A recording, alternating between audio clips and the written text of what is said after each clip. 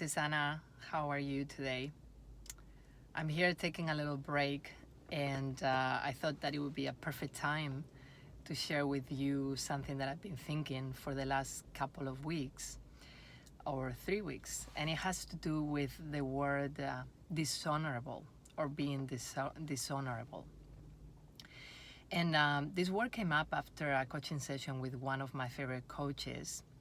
We got to that, and she was asking me how that word or the thought of being dishonorable make me feel.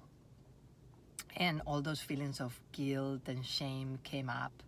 I didn't want to be that, right? And I'm just wondering, how is that for you? How does the word being dishonorable sits for you?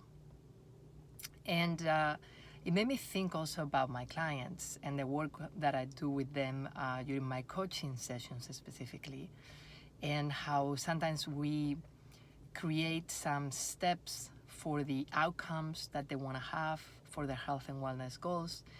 And perhaps after we review them, we realize that that step did not happen. And they feel that guilt, or they feel that shame, or that they feel that they have failed at what they said they were going to do. And it was specifically significant as I was studying for the International Health and Wellness Coaching Examination last month too. And one of the things that I was reminding myself is how, as a coach, we do believe that our clients are totally capable and willing to get those outcomes that they set up themselves for. And we're just facilitators through the process. But the coachee always has everything that they need within themselves in order to achieve their goals and get their outcomes. So how is this for you? Have you thought about it? Especially now that we are at the end of February, and perhaps you set up those New Year's resolutions after 2 months. How are they doing?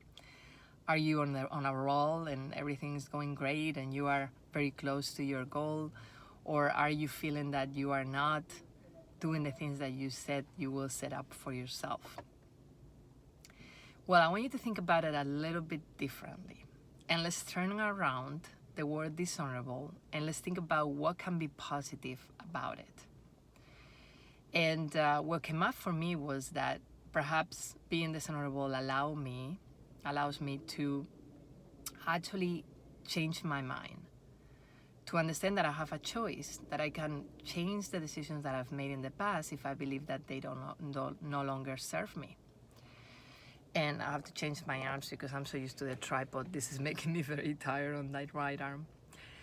And it has a positive, right? It's not all the shame, it's not all the guilt. Being dishonorable can also give you freedom, can also give you the choice to be able to decide that perhaps that goal that you set up, or that action step that you set up for yourself, no longer serves you. And now we have to find another one, perhaps, in order to achieve that outcome. Or maybe you don't want that outcome anymore. Maybe that is not important enough for you. So next time that you are thinking about yourself as a failure, or you feel that guilt or shame because you have not committed to the word of the things you said you were going to do, I'm inviting you to try this. Think about it in a positive way, of something that perhaps is not as important, and to believe that you have the power that you need in order to make that happen if you truly want to. But if it's not happening, maybe it needs to change. And you have the freedom and the choice to do that. Doesn't that feel liberating? Thank you so much for watching. I hope this helps, and I look forward to seeing you in my next video. Bye now.